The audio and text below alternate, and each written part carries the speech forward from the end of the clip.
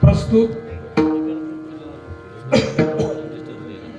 प्राप्त प्रसंगी कीर्तनरूपी सेवेकरिता निवडलेला अभंग संत शिरोमणी विश्ववंदनीय जगद्गुरु श्री संत श्री तुकोबाराय यांचा मागणीपर प्रकरणातील हा अभंग आहे. चालत असलेला अखंड हरिनाम सप्ताह मौजे बाळापूर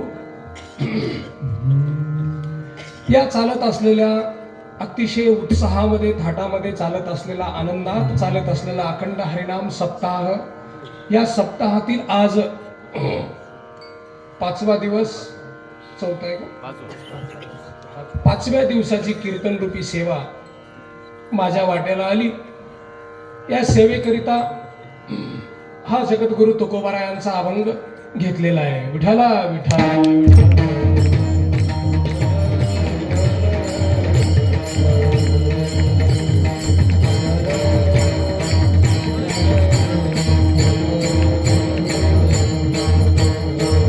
अभंगाचा विषय किंवा अभंग हा मागणीपर प्रकरणातला आहे, पण कीर्तनाची सेवा ही सध्या उपदेशाच्या उंबरठ्यावर येऊन बसलेली आहे. दिवस 5वा आहे आणि आज मागणी, अशी कदाचित तुम्हाला शंका निर्माण होईल. शेवटच्या दिवशी मागणी असते, पण महाराज आज 5व्याच दिवशी कशासाठी मागणीपर अभंग घेतात, अशी जर कदाचित शंका आली असेल. बरं, ही शंका चांगली आहे, सगळ्यांना यावी. बरं, शंका चांगली आहे, सगळ्यांना यावी असं का म्हणतो, त्याचं कारण आहे. विठाला का यावी चांगली आहे असं म्हणण्याचं कारण काय, इकडे लक्ष द्या सगळ्यांनी.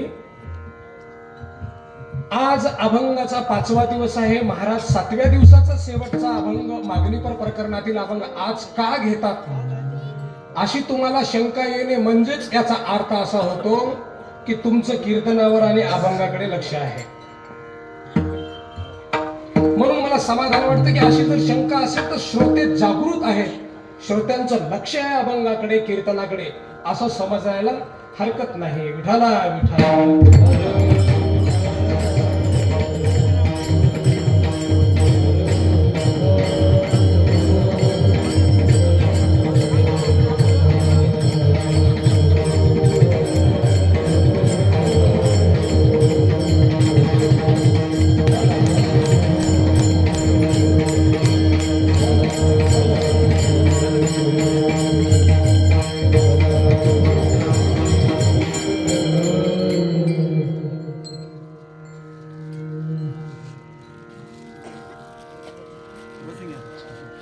अधूनमधून अभंग पालटून घेण्याकरिता मागणीपर काय, उपदेशपर काय, हे असं काही संप्रदायामध्ये बंधनकारक नाही. योग आहे, घ्यावा हे विशेष आहे, पण त्याच्यासाठी असा आग्रह, असा अट्टास कुठं लिखित पुरावा नाही की हे घेऊच नाही. बरं, तुम्हाला जे काही प्राप्त करायचं असेल, जे काही तुम्हाला परमार्थातून मिळवायचं असेल, तर त्याकरिता आपलं हृदय कसं असावं लागतं, त्याकरिता आपले भावना काय असावे लागतात, त्याकरिता आपली बुद्धिमती कशी असावी लागते, त्याच्यासाठी आचरण काय असावं लागतं, कुठल्या गोष्टींचा वेगवेगळ्या पद्धतीने अभ्यास करावा लागतो, याचंही ज्ञात असणं सर्वप्रथम अत्यंत महत्वाचं आहे. म्हणून कुठल्या अभंग घेतला, काय घेतला, घ्यावा या नियमाचं स्वागत आहे, पण नाही घेतला तरी असं काही बंधनकारक नाही. म्हणून हा सेवेकरिता अभंग निवडलेला आहे. विठाला विठा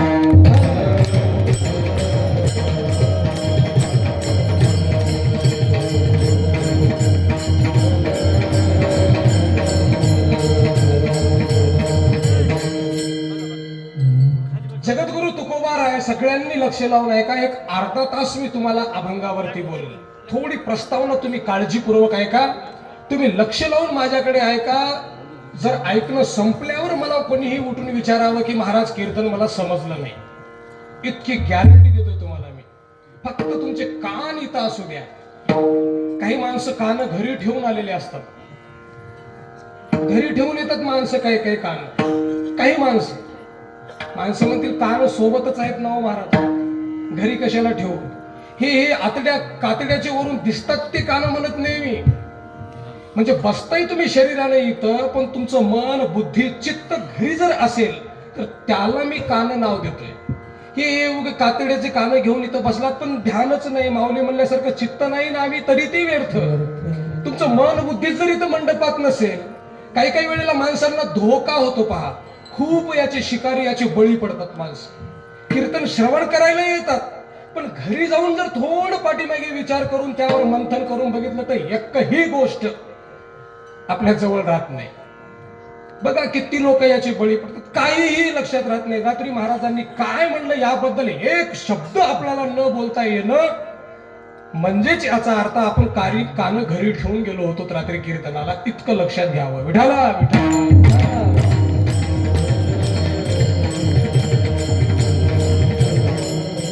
सगळ्यांनी मन बुद्धी चित्त एकाग्रत करून अभंगाचं निरूपण ऐकावं. चिंतन निरूपण अभंगाचं ऐकण्यामध्ये जो आनंद आहे, जो हृदयाला स्थिर करतो, हृदयाला जो शांती प्राप्त होत असते ना, ते अभंगाच्या निरूपणावर होत असते. हे मुद्दामून सांगतो, लक्षात घ्या. काय ऐकावं काय ऐकू नये याचं सुद्धा ज्ञान असणं. खूप मोठा व्यक्ती ज्ञानी आहे असं म्हणायला हरकत नाही. ज्ञानी म्हणजे काय? जो ज्ञान ऐकतो तो ज्ञानी आहे. ज्याला ज्ञानाचा गंधच नाही, ज्याला ज्ञानाची काही देणं घेणं नाही. बरं, महत्वाचं दुर्दैव तर आपलं इथं आहे की ज्ञान ऐकायची इच्छा सुद्धा नाही. दारात येऊन बसलं तरी नको वाटतं ना. त्याच्या एवढा अज्ञानी दुसरा कोणी नाही. विठाला विठाला.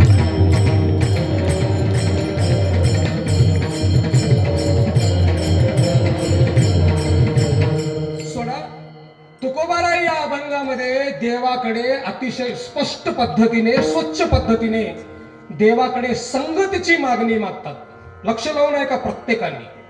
देवाकडे तुकोबाराय संगत मागतात. या अभंगामध्ये संगतीची विनंती करतात देवाला.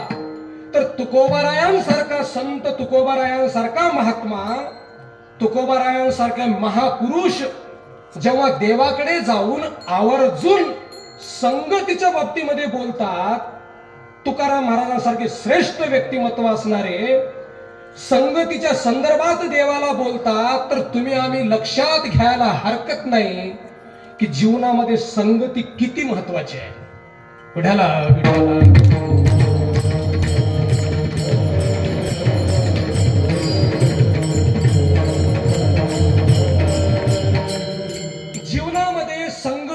विलक्षण महत्व आहे. नीट ऐका, विलक्षण महत्व आहे संगतीला जीवनामध्ये. का बोलतोय हे? कारण या त्रिभुवनामध्ये कीर्ती शिल्लक असण्याकरिता, समाजातून मान सन्मान मिळण्याकरिता, लोक आपल्याकडे आदरानं पाहण्याकरिता, श्रद्धेने पाहण्याकरिता, तुमच्या आमच्या पायावर डोकं ठेवण्याकरिता कारणीभूत जर काय असेल, इतकं उच्च कोटीला माणूस नेण्याकरिता कारणीभूत काय असेल तर ते संगतीच कारणीभूत आहे. लक्षात घ्या, कुठली तरी संगती कारणीभूत आहे.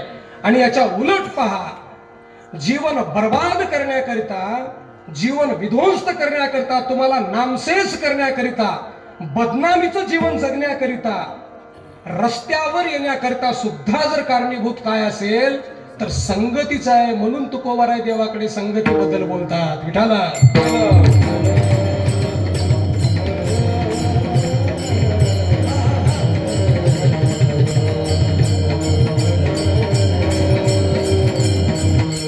विलक्षण सामर्थ्य संगतीमध्ये आहे.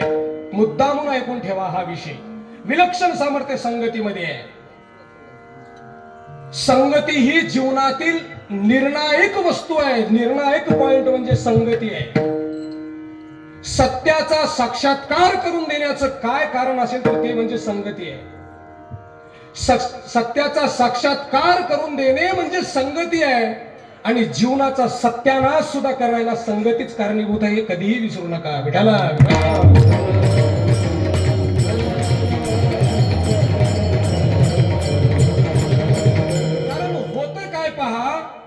जशी संगती पहा, नीट ऐका, तरुण वर्गाने तर आवर्जून ऐकावं. जशी संगती तशी मती आणि तशी गती.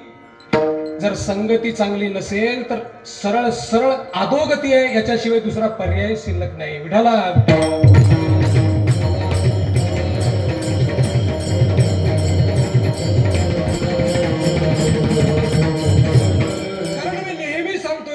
लक्षात घ्या. संगतीच्या बाबतीमध्ये पोरांनी अतिशय सावधान असायला हवं. सगळ्यांपर्यंत आवाज पोहोचतोय ना? बस लक्ष लावून आहे का, जास्त वेळ बिलकुल घेणार नाही. संगतीच्या बाबतीमध्ये पोरांनी अतिशय सावधान, काळजीपूर्वक, सतर्कतेने राहायला हवं. आता महत्वाचं बोलू का? पोरांनी जितकं संगतीच्या बाबतीमध्ये सावधान राहायला हवं ना, त्याहून सावधान अधिक प्रमाणात थोरांनी सुद्धा राहायला हवं. महत्वाचा विषय लक्षात घ्या. जर संगतीचं वर्म, संगतीचं महत्व, संगतीचं गांभीर्य जर थोरांनाच नाही कळालं तर पोरांना काय शिकवणार आहे? काय सांगणार आहात तुम्ही पोरांना? कोणतं शिक्षण देणार आहात? संगतीच्या बाबतीत तुम्हालाच ज्ञान नसेल, तुम्हीच दुर्जनाच्या संगतीमध्ये फिरत असताल तर लेकरांना काय शिकवणार आहात? म्हणून मुद्दा बोलतोय की पोरापेक्षाही सावधान संगतीच्या बाबतीत कोण असायला हवं? थोरांनी सुद्धा. विठाला विठा.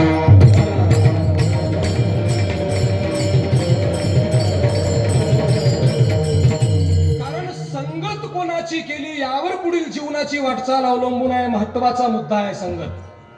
इतिहासामध्ये तुम्ही पहा, वाईटाची संगती करून अनेक लोक नामशेष झाले, जीवन विध्वंस्त झालं, राज्य बरबतीला बरबाद झाले, धुळीला मिळालं राज्य. इतिहास काढून पहा, त्याला कारणीभूत संगतच आहे. आणि अनेक लोक, किरकोळ माणसं सुद्धा चांगल्याची संगती प्राप्त करून उच्च कोटीला त्रिभुवनामध्ये नावाची कीर्ती झाली. यालाही कारणीभूत इतिहास काढून, पुराण काढून पहा, संगतीच आहे. म्हणून जीवनामध्ये संगती महत्वाची आहे. त्याकरता तुकोबाराय देवाला आवर्जून बोलतात संगतीच्या बाबतीत. तुम्हाला एक उदाहरण देतोय मी. दोघं भाऊ होते, रामायण काढून पहा. वाली आणि सुग्रीव, दोघं भाऊ. सामर्थ्यवान होता वाली, बलवान होता वाली. त्या प्राप्त काळामध्ये वाली एवढा शक्तिशाली माणूस या भूतलावर दुसरा कोणीच नव्हता. हे वस्तुस्थिती आहे. रावणाला सुद्धा त्यानं बऱ्याच वेळेला पराजित केलेलं होतं. इतका शक्तिशाली, युद्ध कौशल्यामध्ये पारंगत असणारा वाली आणि सुग्रीव हे दोघं भाऊ होते. पण इतकी अंगामध्ये शक्ती असून सुद्धा वालीनं संगती केली रावणाची. परिणाम मी सांगत नाही, तुम्हाला सगळ्यांना माहिती आहे. त्याच्याच भावानं सुग्रीवानं संगती केली हनुमानाची. हनुमंत बजरंगबलीची संगती केली.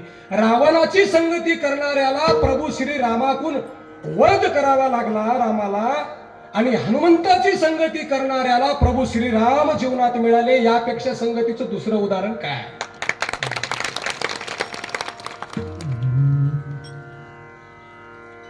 आता लंकेमधलं सुद्धा एक छोटस उदाहरण सांगतोय तुम्हाला.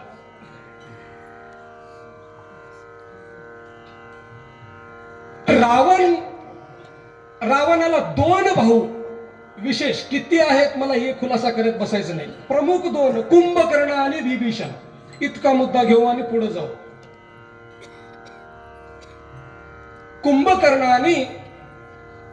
कुंभकर्ण हा ज्ञानी होता, पराक्रमी योद्धा होता. कुंभकर्ण शक्तिशाली होता, बलवान होता. काही काही वेळेला शरीरानं धिपाड असलेले माणसं बुद्धीनं कमकुवत असतात. ज्याची तब्येत भारी आहे त्याचा हा वरचा मजला खाली असतो.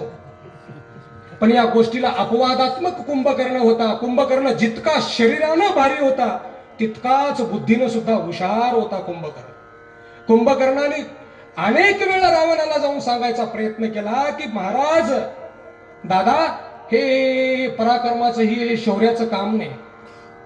हे आदी माता जगदंबाईला वापस करा. हे पचणार नाही. लंका पाण्यात, समुद्रात बुडावं लागेल, बर्बाद व्हावं लागेल. या गोष्टीला खेटू नका. ऐका, इतकं तरी ज्ञान कुंभकर्णाला नक्की होतो. आणि दुसरा भाऊ विभीषण, त्यालाही ज्ञान होतं. त्यानंही समजून सांगितला की हे असं करू नका. पण रावणानं कुंभकर्णाच्याही थोबाडीत मारलं आणि विभीषणाला लात घालून बाहेर हाकलला. त्याच्यानंतर आता इथं महत्वाचा मुद्दा आहे. विभीषणाला लात घालून बाहेर काढण्याबरोबर विभीषण सरळ प्रभू श्रीरामाच्या संगतीत गेला. आणि कुंभकर्ण तिथंच लंकेला खाऊन झोपत राहिला. सातत्यानं परत परत रावणाच्या संगतीत गेला आणि प्रभूच्या हातून मृत्यू पत्करावा लागला. आजही कुंभकर्ण नाव ठेवायला हिंमत नाही आपल्यामध्ये. पण लात मारली बल्ला गेली चला म्हणून जो श्रीरामाच्या संगतीत गेला. आज तुम्हा आम्हाला बिभीषणानं नतमस्तक त्याच्या पुढे व्हावं लागतं, आदरानं बिभीषणाला नमस्कार करावा लागतो. ही संगतीची फार मोठी शक्ती आहे. विठाला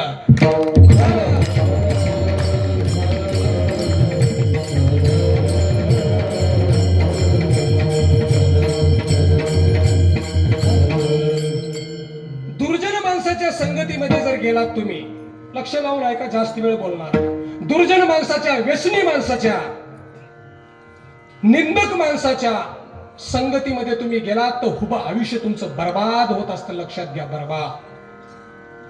तुम्ही कुठेही जा, तुम्हाला सातत्यानं अपमानाला पत्करावा लागेल, अपमानच पत्करावा लागेल. सन्मान तुमचा कुठंच होत नाही. म्हणून एका ठिकाणी एक वाक्य सापडतं पहा. सज्जन माणसाची संगती, सज्जन माणसाची, चांगल्या सद्भक्ताची संगती म्हणजे सुखी जीवनाचा मेळ असतो. वाक्य नीट ऐका. सज्जन व चांगल्या माणसाची, निर्व्यसनी माणसाची, निरोगी माणसाची संगत म्हणजे सुखी जीवनाचा मेळ असतो. दुर्जन माणसाची, व्यसनी माणसाची, निंदक वाईट माणसाची संगत म्हणजे प्रत्यक्ष विस्तवाशी खेळ असतो. लक्षात घ्या, विस्तवाशी खेळ. इतकं हानिकारक दुर्जनाची संगती असते.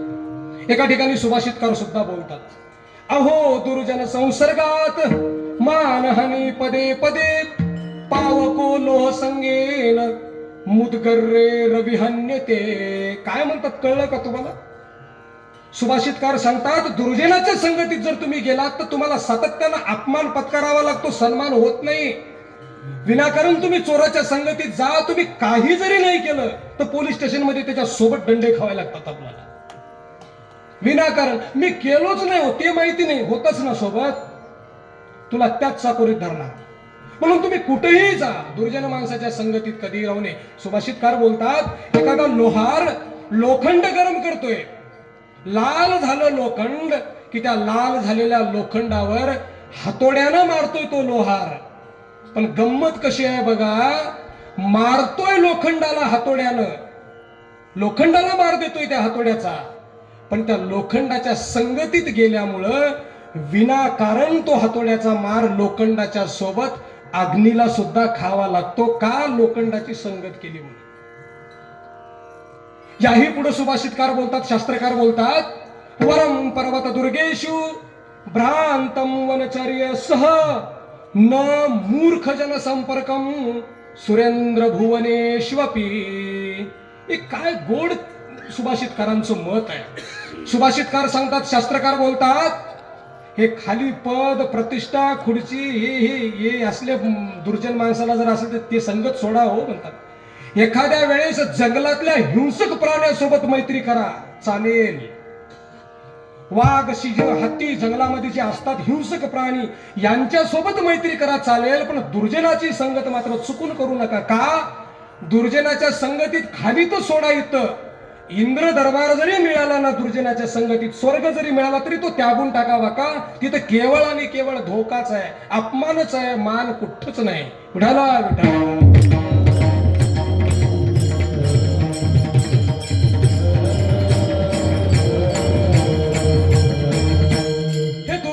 संगतीमधले तोटे.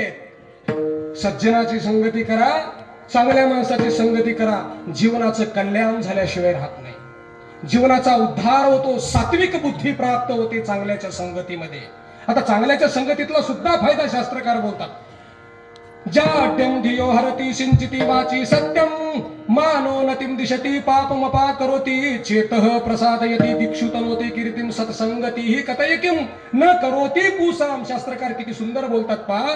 सज्जनाच्या संगतीत गेल्यावर काय काय फायदे होतात काय सांगावं. तुमच्या बुद्धीला आलेलं जडत्व निघून जात असतं, तुमच्या हृदयामध्ये आलेली गर्व अहंकाराची गाठ नष्ट होत असते, तुम्हाला चढलेला मोह, तुम्हाला चढलेला अहंकार हा निघून जातोय, बुद्धीला आलेलं कार्बन नष्ट होतं. इतकंच नाही, काय काय सांगावं महाराज. अजून शास्त्रकार बोलतात, अहो एखाद्याची मैत्री जरी करायची असेल ना, दोस्ताना जरी करायचं असेल कोणाला, याबद्दल सुद्धा शास्त्रकार बोलतात की दोस्ती तरी कोणासोबत करावी. पापान्न निवारयति योजयते हिताय गुह्यं च निगुहति गुणान प्रगटी करोति आपदगतं च न जाति ददाति काले सन्मित्र लक्षणमिदं प्रवदन्ति संतः. शास्त्रकार बोलतात संगती त्याची करा, मित्र जीवनामध्ये असा असावा की तुमचा हात धरून सप्ता मंडपात आणणारा मित्र मिळावा. नसेल तर हात धरून चल तुला धर्माबादला वाटेल ते पार्टी देतो म्हणणारा दोस्त जर मिळाला तर त्याच क्षणी लक्षात घ्या, आत्ता माझ्या जीवनाची बर्बादीची सुरुवात वेळ चालू झाली. मित्र असावा पाप करण्यापासून रोखणारा मित्र असावा, हिंसा करण्यापासून 2 पावलं मागे वळणारा मित्र असावा, मद्यपान करणाऱ्या दुकानच्या उंबरट्याहून तुम्हाला ओढून मंदिराकडे आणणारा जर मित्र मिळाला तर या गादीहून सांगतोय तुमच्या जीवनाचं कल्याण झाल्यापासून कोणीही रोखू शकत नाही. पत्ते खेळणाऱ्या आड्याहून हात धरून गळा धरून ढकलीत घरी आणणारा मित्र मिळावा, याच्या एवढं भाग्य जीवनात दुसरं काहीच नाही. नसेल तर आताची जर परिस्थितीवर विचार केला, काय महाराज दुर्दैव आहे, वाईट वाटत. माणसं कोणाला मित्र समजतात? जो सातत्याने आपल्या दुर्गुणाला वाव देतो त्याला आमचा खरा परम मित्र समजतात माणसं. किती मोठी जीवनातली सगळ्यात मोठी चूक आहे लक्षात घ्या. जो हिंसा करण्याला प्रवर्तित करतो त्याला मित्र समजतात माणसं. एखाद्या वेळेस एखाद्यावर रागाने जाऊन आक्रमण करून वाईट वाकडं बोलायचं असेल तर तुला काय करायचंय त्याला बोल, आम्ही आहोत म्हणणारे दुर्जन मित्र सोबतीला भेटतात. पण सज्जन मित्र असं करत नाहीत, 2 पावलं मागे घे, नको, काय उपयोग, काय फायदा, काय. असा जर जीवनात मित्र मिळाला तर जीवन उच्च कोटीला गेल्याशिवाय, तुमचा प्रपंच संसार समाधानानं चालल्याशिवाय, तुम्हाला दोन्ही टाइमची रोटी भेटल्याशिवाय कोणीही रोखू शकत नाही. इतके चांगले मित्र जीवनात असावे. विठाला विठाला.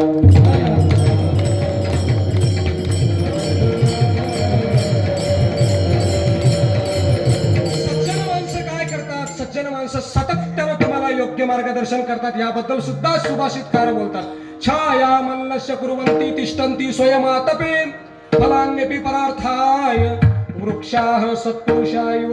सत्पुरुष कसे असतात? झाडासारखे असतात. चांगली माणसं झाडासारखे असतात. मुद्दामून लक्ष लावून ऐका. झाड कसं असते पहा, स्वतः उन्हामध्ये उभा असतं झाड, पण तुम्हा आम्हाला सावली देतं. याही पुढे बोलू का? नुसतं उन्हामध्ये थांबत नाही, त्याचे लागलेले गोड गोड फळं सुद्धा तुमच्या आमच्या करताच आहे. तो स्वतःसाठी काही आहे का? म्हणून सज्जन स्वतः उन्हामध्ये स्वतः कष्ट करतात, पण तुम्हा आम्हाला देतात. महाराज लक्षात घ्या, सज्जन कोणाला म्हणावं हा जर तुमचा प्रश्न असेलच तर मी एकदा तुम्हाला सांगून जातोय. शास्त्रकार सांगतात, ज्याच्या अंगामध्ये 5 गुण आहेत ना त्याला समजावं सज्जन आणि त्याच्याशी करावी मैत्री.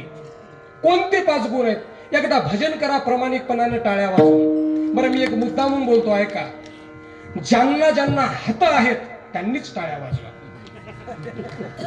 नाही, मी महत्वाचं सांगालोय ते आम्ही भजन चालू केल्यावर वाजवा. कृपा करून समजा देवाने कोणाचा हात दिलं नसेल, होऊ शकतं तसं, त्यांचा अपमान नाही कोणाचा अपंग व्यक्तीचा, पण मी वेगळ्या अर्थानं बोलतोय, भावना लक्षात घ्या.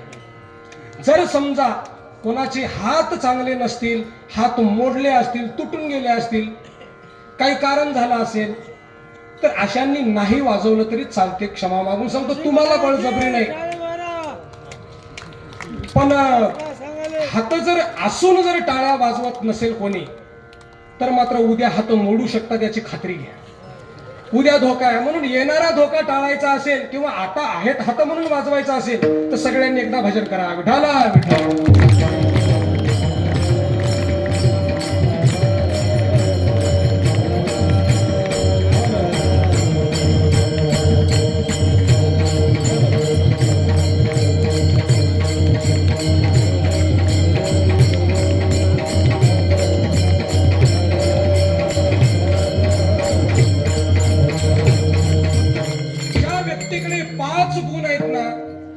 त्याला सज्जन म्हणा असं शास्त्रकार बोलतात.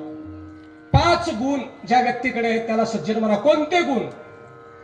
पात्रे त्यागी गुणे रागी संविभागी बंधुषु शास्त्रे बोद्धा रणे योद्धा पुरुष पंचलक्षण. शास्त्रकार बोलतात ज्याच्या अंगात हे 5 गुण आहेत ना त्याला सज्जन म्हणा आणि त्याची संगती करा. कोणते 5 गुण? जो योग्य पात्रामध्ये दान करतो.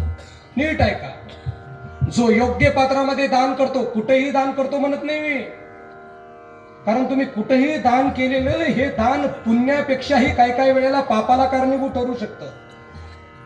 तुम्हाला सांगतो, देवापुढे पैसे द्यावेत, देवाच्या गल्ल्यात पैसे टाकावेत याबद्दल माझं काहीही मत नाही. तो विषय बी मला आता इथं छेडायचा नाही. पण देवाच्या समोर पैसे फेकून देऊन येणे किंवा देवाला पैशाची मस्ती घमंडी दाखवणे ही मात्र चुकीची गोष्ट आहे. देणारा तो आहे, ब्रह्मांडाचा मालक आहे, त्याला तुम्ही आम्ही काय देऊ शकतो? बरं, कोणी देतच असेल तर त्याच्या पाठीमागे जर श्रद्धा असेल तर त्याला हरकत नाही. तो भगवंताला समर्पित करण्याचा भाव आहे. पण पैसे असं परोड नाही म्हणून देवाला पैसे देणं ही चुकीची गोष्ट आहे. म्हणून इथं ते मुद्दाम शब्द वापरतात की योग्य पात्रामध्ये जो दान करतो. 1 गुण असावा त्याच्या अंगी. दुसरा गुण पात्रे त्यागी. योग्य पात्रामध्ये जो दान धर्म करतो. गुणे रागी दुसरा गुण. पहा, मी 5 गुण सांगालो पुरुषाचे. गुणे रागी कशाला? जो गुणवान माणसाचं कौतुक करतो, जो ज्ञानांना सन्मान करतो, जो सद्गुणी माणसाचा आदर करतो. गुणवान व्यक्ती आहे, अभ्यासू आहे, ज्ञानी माणूस आहे, त्याला हृदय भरून त्याला टाळी वाजून दाद देतो, वा वा कौतुक करतो. का बोलतोय मी हे? दुसऱ्यांचं कौतुक करायला धाडस लागतं, धाडस. बघा, हे बोललेले शास्त्रकार खोट्या गोष्टी नाहीत. माणसं म्हणतील हे कोणता काय महत्वाचा गुण आहे दुसऱ्याचं कौतुक करायचं? काय त्याच्यात? करून बघा तुम्ही कौतुक, तुमचं धाडस होते का? बघा, एखादा आपला कोणी का दुश्मन असणार जो चांगला व्यक्ती आहे, काय माणूस होतो तुम्ही, वा वा वा धन्य. होत नाही का? कशाला मोठे पण द्यावं त्याला? उगे अजून त्याला उगं फुगून बसायला आपण म्हणून हे इतकी गाठ तुमच्या आमच्या मनात असते. म्हणून शास्त्रकार माणसं निवडतात की गुणे रागी, पात्रे त्यागी, गुणे रागी. पात्रे त्यागी म्हणजे योग्य पात्रात दान करणारा. दुसरा गुण ज्ञानी माणसाचा सन्मान आदर करणारा. 2. तिसरी कोणता गुण आहे पुरुषामध्ये असावा? संविभागी बंधुषु. जो 2 भावामध्ये योग्य वाटणी करतो, चुकीचं बोलत नाही, असत्याचा आधार कधीच घेत नाही. काहीही का परिस्थिती असणार, सत्य म्हणजे सत्य बोलतो, खरं ते खरंच बोलतो. 2 भावांना समान, कोणाकडे पारड झुकलं, कोणाकडे माणूस बघून जो बोलत नाही. हे तिसरा गुण ज्या व्यक्तीमध्ये असला ना. 4था गुण, जो शास्त्राचा आधार घेऊन बोलतो.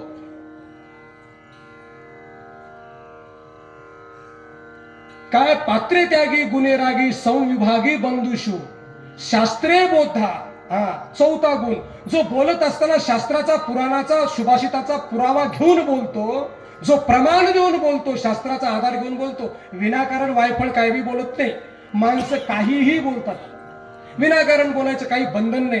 पण जो मोजकी गोष्ट बोलतो आणि जो योग्य बोलतो, अचूक बोलतो, त्याच्या बोलण्याला काहीतरी पुरावा आहे असं जो वक्तव्य करतो, तो 4था गुण. 5वा गुण रणे योद्धा. जो रणांगणामधून पळून जात नाही. तुम्ही म्हणाल महाराज आता कुठं आहे रणांगण? कुठल्या रणांगणामधून पळून जाता म्हणता तुम्ही? तर तुमचं आमचं प्रपंचाचं हे संसाराचं रणांगणच आहे की हो. किती माणसं रणांगण सोडून पळून जातात मी सांगतो तुम्हाला.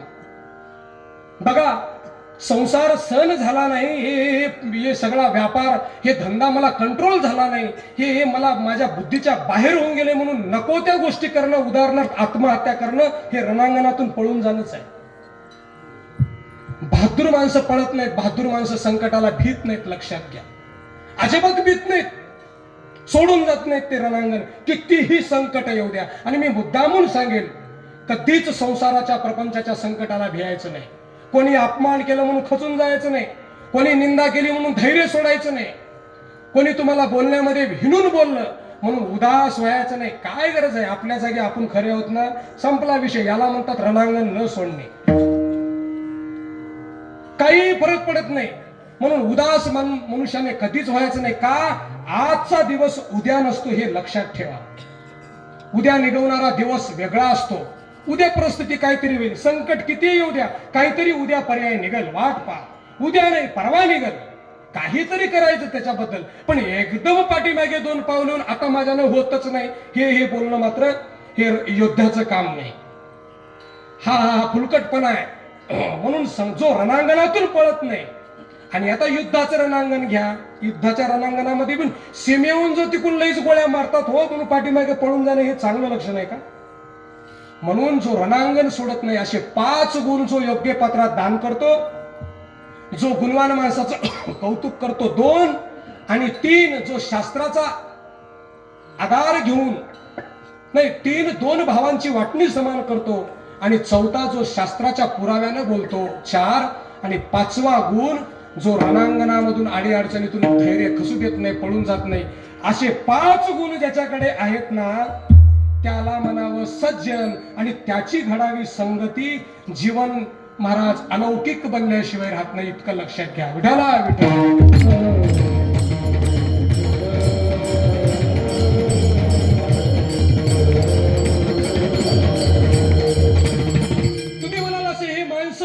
कुठं असतात महाराज, कुठल्या ठिकाणी मिळतात असे सज्जन, कुठल्या ठिकाणी मिळतात? बरं, भजन करायला कोणी प्रमाण अपेक्षित आहे, मला हरकत नाही, तुम्ही म्हणू शकता, मलाही देता येईल प्रमाण, देईल मी. कुठं मिळू शकतात याबद्दल सुद्धा सुभाषितकार बोलतात. शैल शैलेन माणिक्यम. हे का बोलतोय? आवाज कमी करू नका.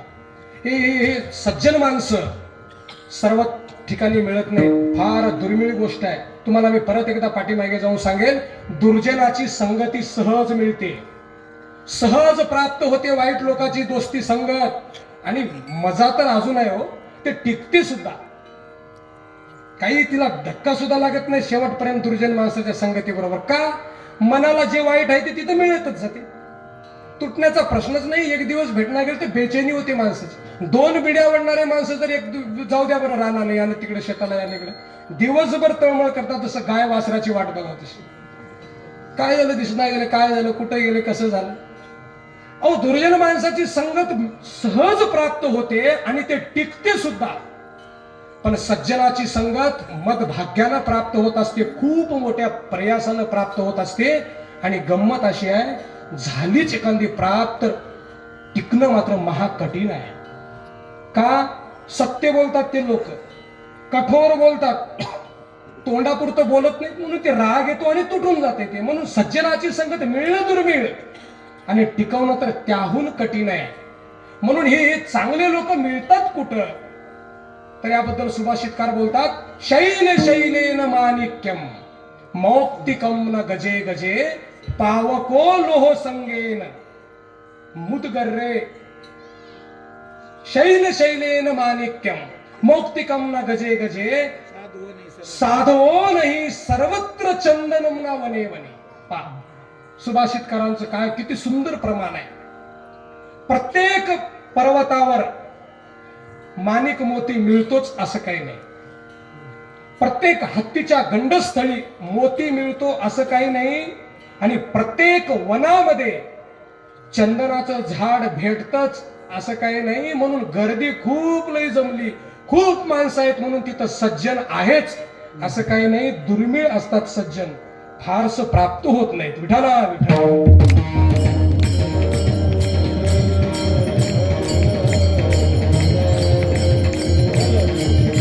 सज्जनाच्या संगतीमध्ये गेले की जीवनाला शांती प्राप्त होत असते, मन समाधान होतं, चित्त समाधान होत असतं. चंदनम शीतलम न लोके चंदनादपि चंद्रमा चंद्र चंदन योर मध्ये शीतला साधू संगती. सुभाषितकार बोलतात, सगळ्यात शीतलता चंदनाची शीतलता आहे, त्याहून अधिक शीतलता चंद्राची आहे. चंद्रापेक्षाही शीतलता साधूच्या संगतीची आहे. आता माणसं म्हणतील, महाराज आमचं सगळं संपलं हो, बिघडलं, आमची सगळी वेळ गेली, आता काय करायचं आहे आम्हाला संगतीपासून. चुकीची गोष्ट आहे. हे सगळ्यात मोठा तुमचा नैराश्य आहे. असं काहीही नाही. काही माणसं म्हणतील आमचं व्यसन, आता आम्ही सगळं वाईट बनून गेलो, आता काय संगतीत काय आम्हाला परिणाम फायदा होईल का चांगल्याचा? नक्की फायदा होईल. तुम्ही चांगल्याची संगत करा. कितीही जीवन अगोदर बिघडलेलं असलं तरी सुद्धा त्याच क्षणापासून जीवनाची चांगली वाटचाल सुरू होते. म्हणून सज्जनाची संगती प्राप्त करा. विठाला विठा.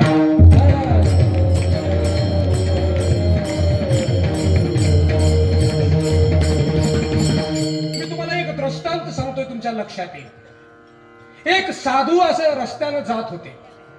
रस्त्याने साधू जाता जाता कुंभारवाड्याच्या जवळ साधू महात्मा गेले आणि तिथं एका कुंभारदादाचं घर होतं. त्या घरामध्ये साधू गेले आणि कुंभारदादाला नवल वाटलं, आनंद वाटला. साधू माझ्या दारामध्ये आले. वा वा वा, आमचं परम भाग्य आहे. कुंभारेण मावशी दोघांनीही साधूचं स्वागत केलं. बसायला आसन दिलं. बसा महाराज बसा. प्यायला पाणी दिलं. समाधान वाटलं. महाराज, असं आमच्या गरीबाच्या घराकडे येणं का केलात तुम्ही? का केलात येणं? असं कुंभारदादा विचारतो. त्यावेळेला साधू बोलतात, कुंभारदादा, मला एक माठ पाहिजे. एक माठ घेण्याकरता तुम्ही दिसलं तुमचं इथं रस्त्यामध्ये, म्हणून मी मध्ये आलो. हरकत नाही महाराज. कुंभारेण मावशीने सांगितलं की महाराजांना चांगला माठ द्यावं. कुंभारानं महाराज मध्ये गेला आणि विशेष माठ, त्यांनी व्यवस्थित बनवलेला, चांगला भाजलेला पक्का माठ काढला आणि साधूला आणून दिलं. महाराज हे घ्या. हा हा हा माठ चांगला आहे, घ्या तुमच्यासाठी. साधूंनी ते बघितलं आणि ते ठेवून दिलं तसंच. मला हा माठ नकोय. साधू म्हणतात की मला हा माठ नकोय. कुंभारीला आश्चर्य वाटलं, इतका चांगला महागडा माठ आणि असं घरच्या करिता बनवलेला आम्ही साधूंना महाराजांना देतो. महाराज हा नको, तो कोणता माठ हवाय तुम्हाला? तर महाराजांनी बसल्या बसल्याच हात दाखवला की त्या कोपऱ्यात जे दिसतात ना माठ, त्याच्यातला एक दे. कुंभारानं हसलं.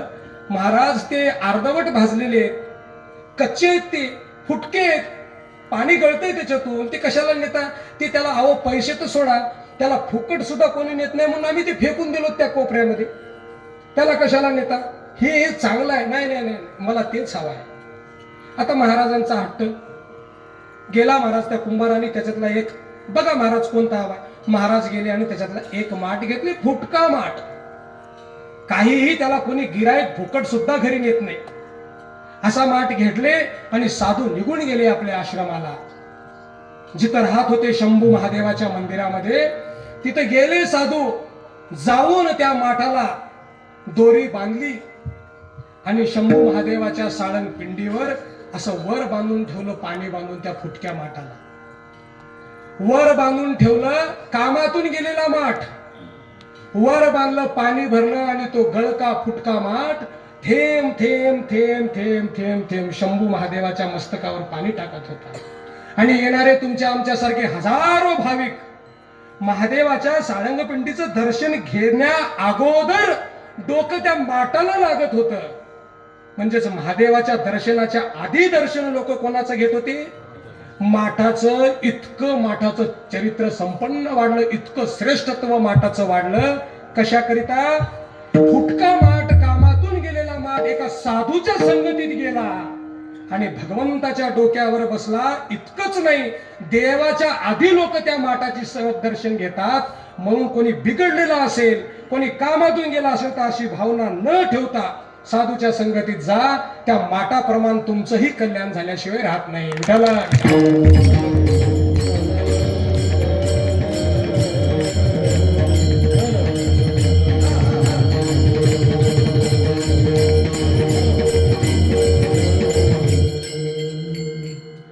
इत्यादी गुण संपन्न असणारा व्यक्तिमत्व. 5 गुण सांगितले. शैलेने माणिक्यम दुर्मिळ आहे, कुठेही मिळत नाही, असंही मी तुमच्या समोर उल्लेख केलोय. पण या सगळेच गुण ज्या व्यक्तीच्या अंगात आहेत त्याची मला संगत घडू दे तुकोबाराय असं या अभंगात म्हणतात. पण या सगळ्याच गोष्टींचा उल्लेख करण्यापेक्षा अभंग जवळजवळ 100 चरणाचा झाला असता. स्वच्छांतकरणाचा असावा, विवेकी बुद्धीचा असावा, आचरण शुद्ध असावं, वैराग्याचं ज्ञान असावं. या सगळ्या गोष्टी लिहून ठेवून याची मला संगत घडू दे असं म्हणण्याच्या ऐवजी तुकोबारायांची विलक्षण बुद्धी आहे. हे सगळेच गुण जिथे एकत्रित येतात त्याच केंद्रबिंदूला धरून तुकोबाराय मागतात. ते म्हणजे अभंगाच्या पहिल्याच्या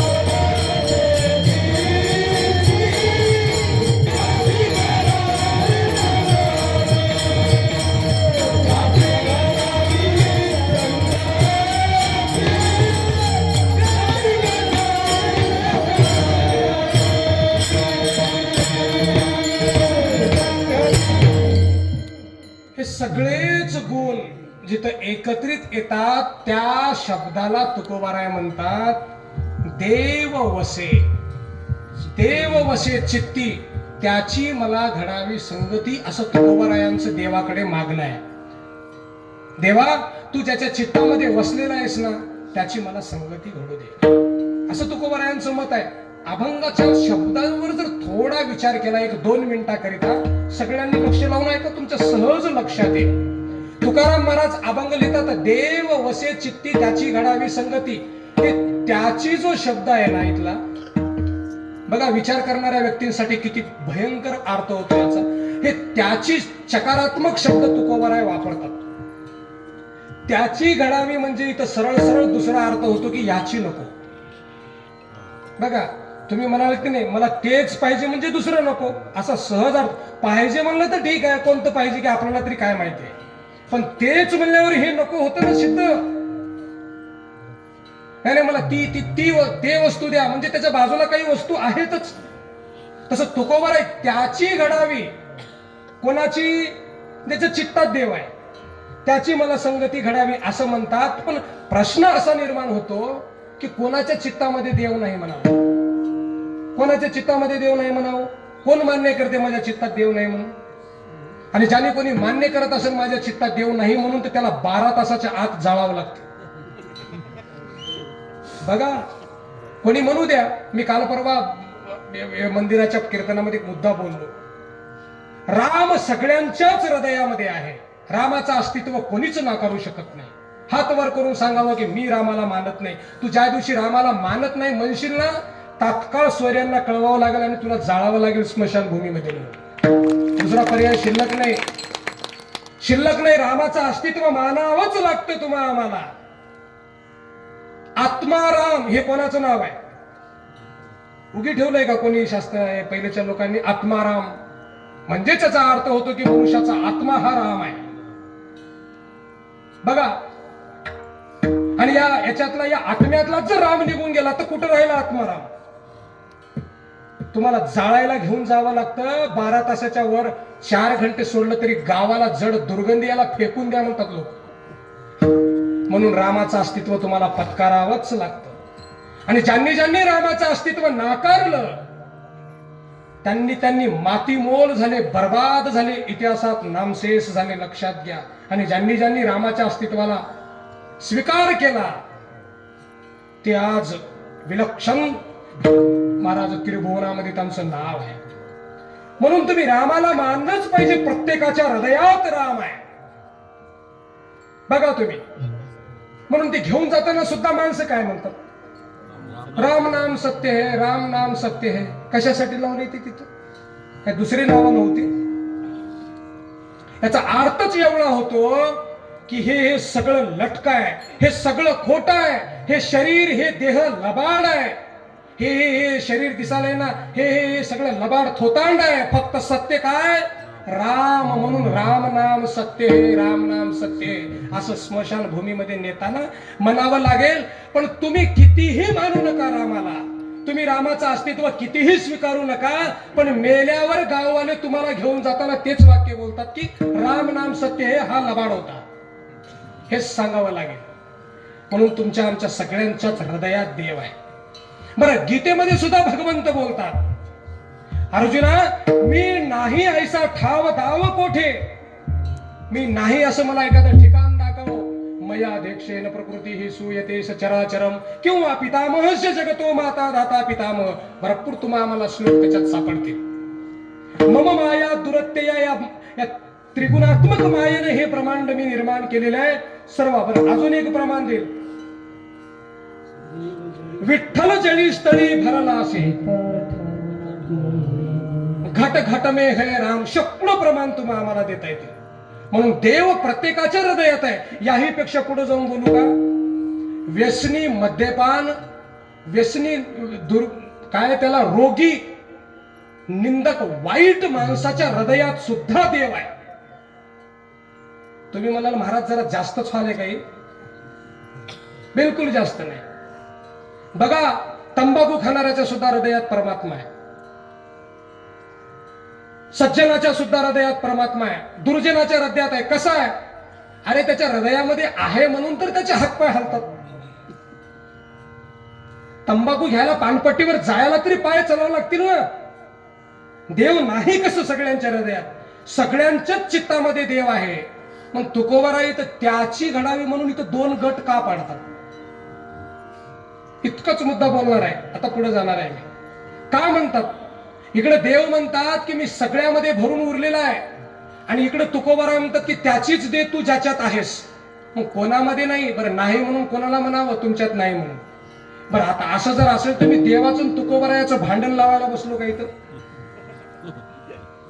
असंही होईल ना. तर याचा अर्थ, याचं उत्तर या अभंगातच सापडतं. बघा कसं सापडतं.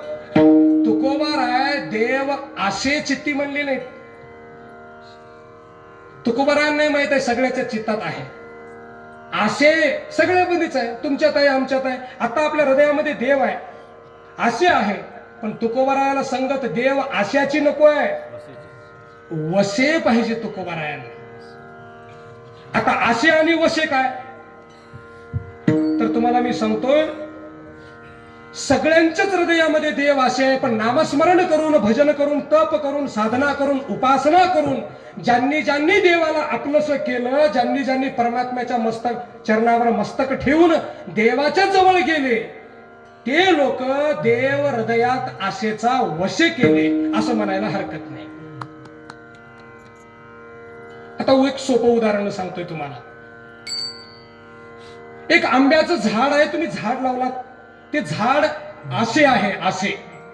त्याचं रूपांतर वशेमध्ये केव्हा होतं? जेव्हा त्याला आंबे लागतात आणि त्याचं आंबे लोक खाऊन तृप्त होतात, तेव्हा त्या झाडाला आशेचं वशे रूपांतर येतं. एखादं फुलाचं झाड आहे, ते आशे आहे. तो वशे कधी होतं? त्याला फुलं लागावीत, त्याची हार भगवंताच्या गळ्यामध्ये असावी, तेव्हा त्याला आशेचं वशे रूपांतर येतं.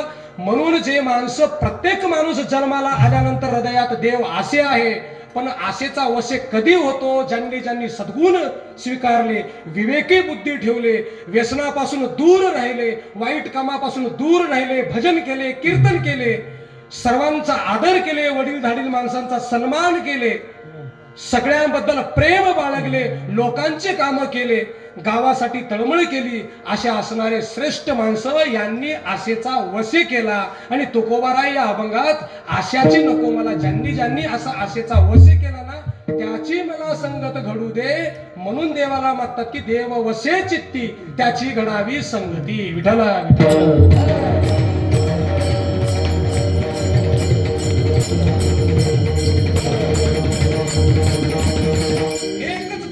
बोलतोय, पूर्ण अभंग घेत नाही. ऐसे आवडते मना देवा पुरवावी वासना. तुकोबाराय म्हणतात, देवा मला असं आवडतं सज्जनाची संगती करायला, आणि मला त्याचं ते माझी वासना पूर्ण करा. आता काही लोक म्हणतील, वासना हा काय आदरवाचक शब्द आहे का हो? वासना, काम वासना असं त्याला हिणून बोलतो तुम्ही आम्ही. आणि तुकोबाराय वासना पूर्ण कर का म्हणतात? कारण वासना शब्द इतका खतरनाक आहे. एकदा वासना तुमची पूर्ण झाली म्हणून वासना थांबत नाही, तेवढ्यावर परत परत निर्माण करते, सातत्यानं परत परत निर्माण करते. आता तुकोबारायाला इकडे विषय सुखाची वासना त्याग करून ती वासना तिथून उचलायची आणि भगवंताच्या नामस्मरणात आणून ठेवायची. का? परत परत नामस्मरण घ्यायला मला प्रेरित करावी, म्हणून तिथं वासना शब्द तुकोबाराय वापरतात. विठ्ठला विठ्ठला.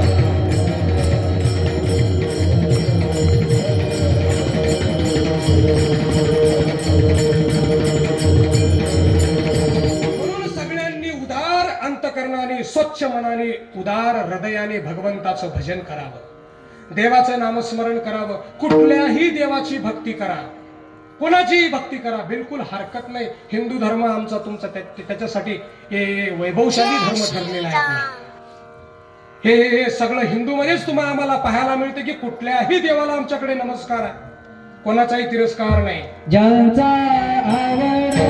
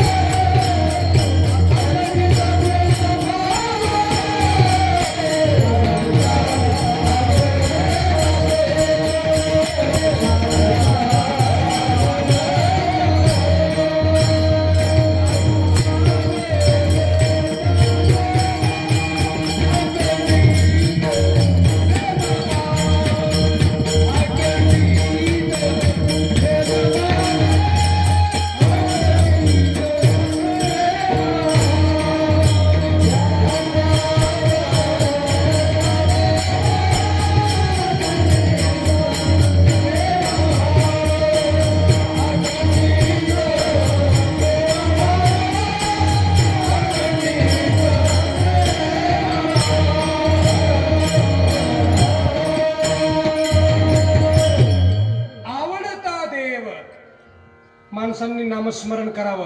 एक 10 मिनिटं बसा, गडबड करू नका. नामस्मरण करावं, भजन करावे, साधना करावी, गर्व अहंकाराचा त्याग करावा. मनुष्यांनी मुद्दामून ऐकून ठेवा. तुम्हा आम्हाला नामस्मरण, देवाचं भजन, मंदिराकडे वाटचाल, सत्संगामध्ये उपस्थिती, देवाच्या दारामध्ये तुम्हा आम्हाला साधना उपासना का होत नाही? तर अनेक कारणापैकी 1-2 कारण तुम्हाला सांगतो. ते म्हणजे तुमचा गर्व आणि अहंकार. हे मुद्दामून ऐकून ठेवा. माणसं बर्बाद झाले गर्व अहंकारापासूनच. पण त्याच्या पूर्वी संगती आहेच, आपला मूळ विषय. आणि ज्यांनी ज्यांनी गर्व अहंकाराचा त्याग केला ते उच्च कोटी पदावर गेलेले लोक आहेत. आजही कीर्तनामध्ये साध टाळ्या सुद्धा तुम्ही आम्हाला विठ्ठल विठ्ठल म्हणताना का वाजवत नाही आपण? मी परवा बोलून गेलोय, कीर्तनामध्ये महाराज सांगतोय टाळ्या वाजवा, विठ्ठल विठ्ठल म्हणा. असं जेव्हा म्हणतोय, माणसं असं करतात. तुम्ही म्हणाल महाराज शक्ती नसेल त्यांच्या हातात, विकलांग झाले असतील हात. बिलकुल नाही. आत्ता कुठे दुसऱ्या ठिकाणी हिला टाळ्या वाजवायला बरं, हाताचं रक्त गळलेले सुद्धा भान राहत नाही. भगवंताच्या दारामध्ये तुम्हा आम्हाला टाळ्या वाजवावं वाटत नाही. ज्याला अस्तित्व नाही, तुमच्या आमच्यापेक्षाही बिघडलेलं कदाचित असू शकतं, अशा कुठल्या तरी नेत्याच्या दारामध्ये घ्या टाळ्या वाजवणे. काय कुठे आहे बुद्धी आपली? देवाच्या दारामध्ये तुम्हाला आम्हाला काहीही करावं वाटत नाही. आणि हे मन असं आहे, जितक्या वाईट गोष्टी आहेत ना तितकं लवकर हे मनाला पटत असतं. हे कधीच विसरू नका. सातत्यानं मनाला वाईट गोष्टी आवडतात, तुम्हाला तिकडच ओढून नेत असतं मन. आणि ज्या चांगल्या गोष्टी आहेत की नाही, बघा तुम्ही, अजिबात मनाला पसंत पडत नाही. माणसं कीर्तनात टाळ्या सुद्धा वाजवायला संकोच करतात. एकदा म्हणलं की असं करतात, टाळ्या वाजवा वाजवा म्हणून एखादा कीर्तनकार 2दा म्हणला, थोडस हे करतात. अजून एक बार 3ऱ्यांदा वाजवा वाजवा म्हणलं तर वाजवच नाही. नाही वाजवायचंच नाही, आता जाऊ द्या, नाही टाळ्या वाजवा मग. हे असं का होतं? तर तुमच्या बरं हे बोलालेले तुम्हालाच नाही, आम्हाला धरून बोलालोय मी त्याच्यामध्ये. महाराज तिथं उभा राहिलं म्हणून आम्हालाच काय? अजिबात नाही. काही गोष्टी तुम्हाला लागतात, काही गोष्टी आम्हाला सुद्धा लागतात. काय आम्ही काय दुधातून घेतलेले आहेत वाटलं काय तुम्हाला? तसं काही नाही. प्रमाण कमी जास्त असू शकतं, ही गोष्ट नाकारता येत नाही. काही गोष्टी आम्हाला सुद्धा लागतात. बरं, हे या गोष्टी आम्ही सुद्धा सुधारून घ्याव्यात. मी म्हणतो की जेव्हा वक्ता वक्तृत्व करतो की नाही, त्या ज्या वक्त्याला त्याच्या वक्तृत्वाचा आनंद ज्या वक्त्याला मिळतो तो वक्ता. म्हणून काही गोष्टी आपल्याला सुद्धा शिकण्यासारख्या आहेत. काही बाबतीमध्ये चुका झाल्या तर आमचं आम्हाला पाठीत मारून घ्यावं लागतं. काही वेळेला हे आमचं आम्हीच मारून घेणार काही गोष्टी आम्हाला लागली की. म्हणून तसं काही तुम्हालाच असं नाही. टाळ्या वाजवत नाही, बरं जे लोक वाजवत नाही टाळ्या, असे 100 लोक बाजूला काढा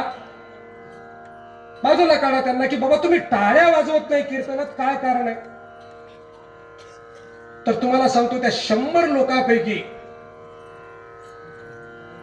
90 लोकांची तक्रार आणि उत्तर एकच येईल की आमच्या गर्वानं आम्हाला टाळ्या वाजवू देत नाही. मान्य करावं लागेल, तुम्हाला आम्हाला मान्य करावं लागेल. वाजवत नाही आपण, मी टाळ्या काय वाजवायचं? भगवंताच्या दारामध्ये कधीच गर्व करू नये. लक्षात घ्या, एखाद्याचा सन्मान करण्यामध्ये गर्व अहंकार पुढे कधीच येऊ देऊ नये.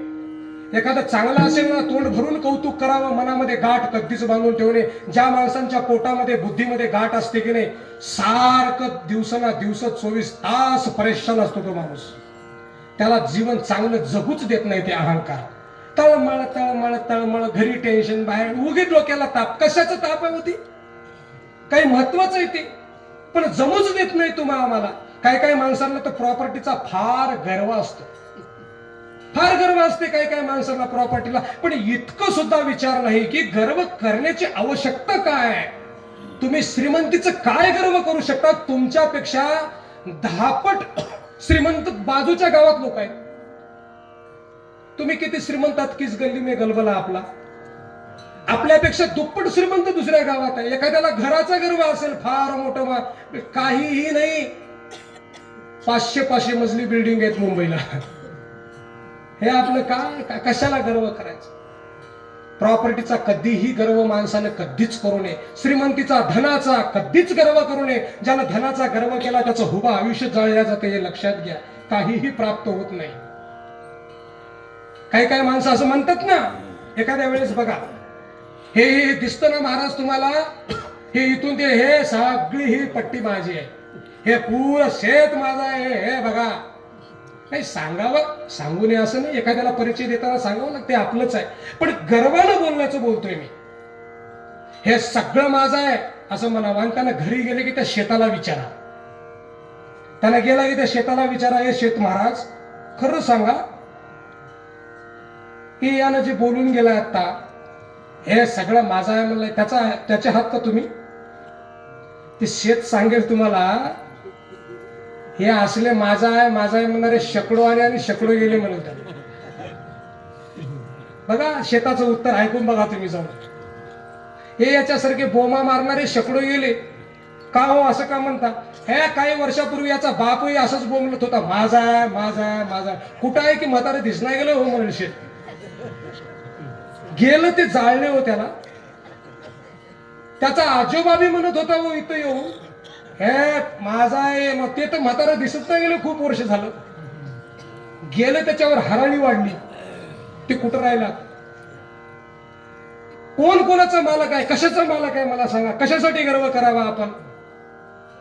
शेकडो मालक आले आणि मातीत मिसळून गेला.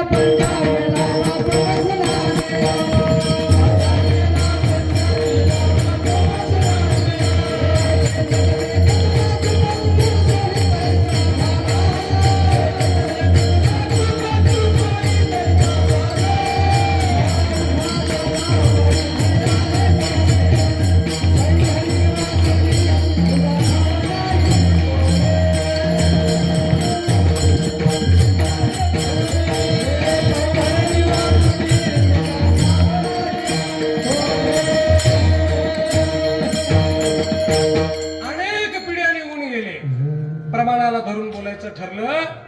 शेकडो मालक आले आणि गेले, माझं माझं म्हणणारे असे किती गेले, किती आले, निघून गेले, पण शेत जाग्यावरच आहे. शेत कुठेही हल्लं नाही. म्हणून काहीही नाही आपलं, कोणतंही आपलं नाही. माणसाला माहित आहे सोबत काहीही चारण्याची बंदी सुद्धा येत नाही, हे पक्क मनाला माहित आहे. पण काय दुर्दैव, काय विपरीत बुद्धी आपली, सत्य स्वीकारूच देत नाही. मन त्याच भोवती फिरत असतो. 7.5 तुमची आमची सरतच नाही. माहित आहे स्मशानभूमीमध्ये एखाद्या माणसाला जाळताना माणसं कुजबुज करतातच की बाजूला. काय माणूस निघून गेला हो, आपल्यातून निघून गेला, काय न्यायचं काय न काय बघा, सगळं व्यर्थ. तिथं वैराग्य जागं होतं. ते जाळ बघताना भीती वाटते, हातपाय गळून जातात. काय खरं नाही रे बाबा, आपल्याला बी इथं एकदा आणून आपल्या उराडावर लाकडं ठेवणारच आहेत. विचार सुद्धा करतात माणसं, कोण कोण आणतील बाबा मला याच्यापैकी राहतील की. हे माणसं म्हणतील महाराज भीती दाखवू नका. व्यक्ती दाखवायला नाही, वस्तुस्थिती तुमच्या समोर ठेवा. वस्तुस्थिती तिथं मात्र काय वैराग्य, काय मन, काहीच कामाचं नव्हे. काय काय वेळेला खिशातला फोन सुद्धा फेकून द्यावा पाहिजे वाटत.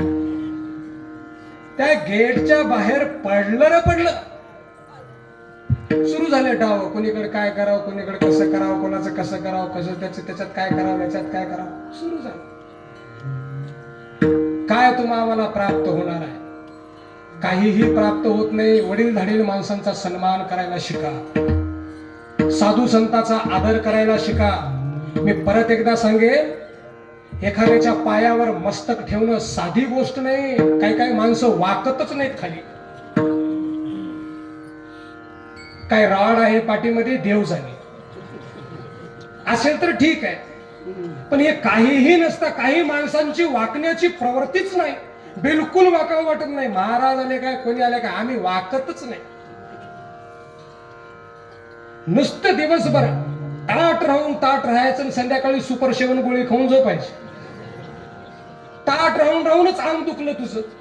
तू सरळ मोकळं राहा, उदार अंत करणार राहा. काही हात वडत नाही, पाय वडत नाही, मान दुखत नाही, काही नाही. आकडून आकडूनच माणसं अंग दुखून घेतात संध्याकाळी.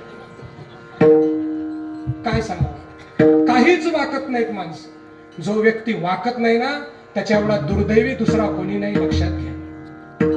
माणसाचं मोठेपण कधी आहे? एखाद्याच्या समोर वाकत नाही, एखाद्याचे पाया पडत नाही, एखाद्याला मी सन्मान देत नाही, एखाद्याला राम राम नमस्कार करत नाही मी, असं जर कोणी माणूस असेल तर त्याच्या एवढा दुर्दैवी दुसरा कोणी नाही. मुद्दामून ऐकून ठेवा, माणूस श्रेष्ठ तो माणूस असतो जो सगळ्यांचा आदर करतो.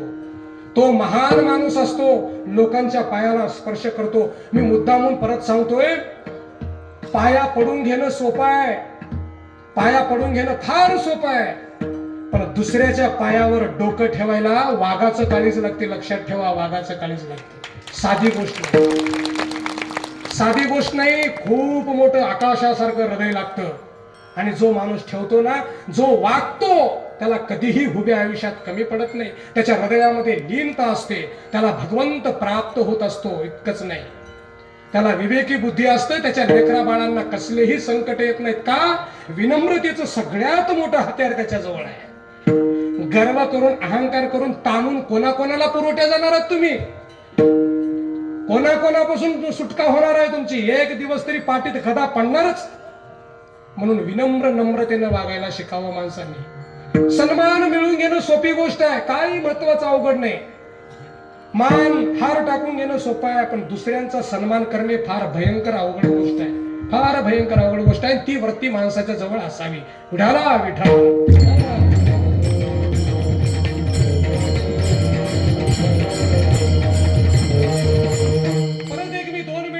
सांगेल तुम्हाला, तरुण वर्गासाठी आवर्जून माणसांनी निर्व्यसनी असावं हो. अजून एक श्रीमंत माणूस तुम्हाला सांगतो जगातला. श्रीमंत कोणाला म्हणावं? ऐकून ठेवावं. फार घरदार, बिल्डिंगी, पैसा फारच काय असलं म्हणजे श्रीमंत असतो का? ती श्रीमंती वेगळी. लक्षात घ्या, ती श्रीमंती केव्हाही प्राप्त करता येते. त्या श्रीमंतीला महत्व नाही. पण त्याहून श्रीमंत माणूस दुसरा कोण असतो मी तुम्हाला सांगू का? सगळ्या जगात श्रीमंत माणूस कोण असेल तर तो म्हणजे जो माणूस निरोगी आहे ना, त्याच्या एवढा श्रीमंत दुसरा माणूस कोणी नाही. जो निरोगी आहे, कसलाच व्यसन नाही, ज्याला कोणताच रोग नाही, धष्टपुष्ट शरीर आहे, जो उत्तम आहार जेवण करतो, जो सात्विक आहार खातो. बघा, जो जेवणामध्ये जीवन जगत असताना सात्विक भोजन खातो, गोमातेच्या दुधाचा वापर करतो, त्याच्या एवढा माणूस श्रीमंत दुसरा कोणी नाही दुसरा. पण याचं उलट होऊन गेलंय आता सगळं. गाय घरापुढे ठेवणं, गाईला गोमातेची पूजा करणं, तिचं दूध पिणं, हे चारा आणून टाकणं, तिचं शेण काढून बाजूला टाकणं, बाहेर नेणं चारायला, परत हातात धरून आणणं, हे आता हे वेडपटपणा वाटायलाय तुम्हाला आम्हाला. आता हे बरोबर वाटणार गेले, शोभना आले आपल्याला. ते का? फार मोठे झालोत आम्ही आता, आम्हाला हे शोभना गेले. मग कोणतं शोभालय? मसरडाईचं, जर्सी गायचं, दुसऱ्या देशातून आलेले, किती दिवसाचे विटून गेलेले, थाटून गेलेले दूध पाकिट 10 रुपये देऊन हलवत आणलं की माणसाला वाटाले आम्ही सुशिक्षित झालो हो. आता काय किती वेडपटपणा आहे सांगा. म्हणून पालक वर्गांना हात जोडून विनंती आहे, आपल्या मुलाला धष्टपुष्ट बनवा, उच्च कोटीचं एज्युकेशन द्या, शिक्षण द्या, त्याच्यासोबत त्याच्या शरीराची, प्रकृतीची सुद्धा काळजी घ्या. जर प्रकृतीची काळजी घेत नसाल, त्याचं शरीर जर धष्टपुष्ट बनवत नसाल, त्याला निरोगी बनवत नसाल, तर उद्या त्याच्या बर्बादीला सगळ्यात मोठे कारणीभूत तुम्हीच राहाल. लक्षात घ्या. म्हणून शरीर असावं, शिक्षणाबरोबर शरीर तंदुरुस्त असावं. तुमचं शरीरच तुम्हाला साथ देत नसेल तर तुम्ही कितीही शिक्षण शिकून कोणासाठी? ते तुमची डिग्री मी घेऊन हिंडल्यावर फायदा आहे का काही? तुमच्या बुद्धीमधलं ज्ञान मला घेता येतं का? पैसे घेता येतील काढून? माणूस गेला आणि भिंतीला बसवलं त्याला, त्याच्या बुद्धीमधली बुद्धी काढून घेता येते का? घेऊ शकत नाही. त्याच्या पुढच्या ताटातले पैसे घेऊन पळून जाता येतील. पण बुद्धी घेता येत नाही, लक्षात घ्या. म्हणून निरोगी, शक्तिशाली, ताकदवान, धष्टपुष्ट लेकरांना जे आई वडील बनवतात ना, त्या आई वडिलांना विशेष धन्यवाद या गादीवर. विठाला विठ्ठल.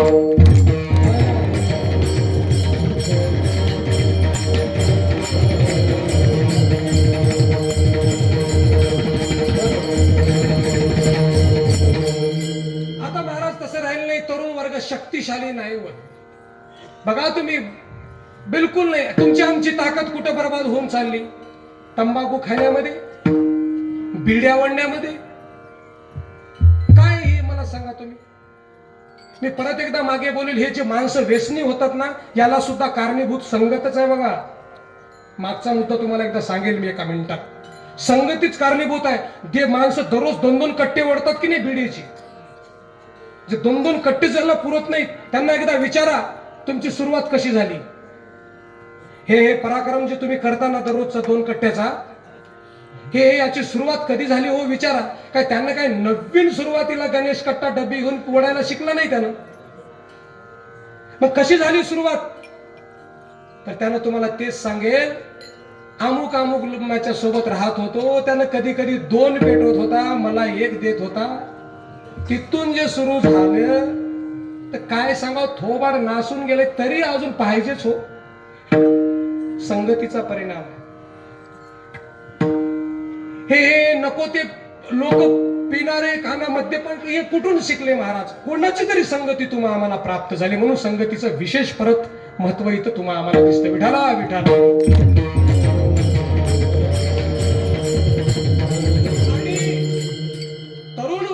आमचा व्यसनामध्ये बहादूरपण मानतो, पुरुषार्थ मानतो, फार मोठा मी बलशाली आहे असं समजतो. चुकीचा समज आहे, अत्यंत चुकीचा समज आहे. काय बहादुरी आहे मला सांगा व्यसन करण्यामध्ये? काय काय माणसं आपल्याच तोंडाने सांगतात महाराज, इतके वेडपट पाटील माणसं काय काय आमच्या पुढेच सांगतात आम्हाला. आता काय सांगू तुम्हाला, आता अनेक तंबाखू खाणारे तुम्ही बी बघला असताल म्हणतात आम्हालाच, आम्ही बी बघलोत आमच्या जीवनामध्ये. पण महाराज आपल्याला तोडच नाही हो. कशासाठी? दररोज 4-5 लागतात बघा आम्हाला हे पुढे.